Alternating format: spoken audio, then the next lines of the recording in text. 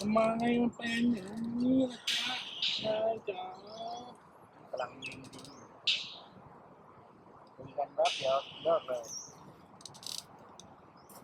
แต่ระวังนะนะให้ผมเอาอีกนิด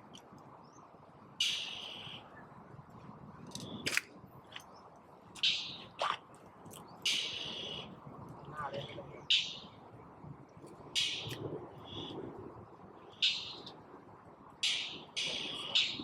แต่เสียงร้องไม่รู้อะไรก็ไม่รู้จ้าขาวก็ไม่กล้าเวลาก็เสร็จขาเสร็จขาโอ้ยดำนี่ไปเกาะอยู่มันยังไม่กินแสดงว่ามันเลิกแล้วครับอีกนิดนึงไม่กินเลิกไม่เล็กน้อยเราไปเอาดูเขากันดีกว่า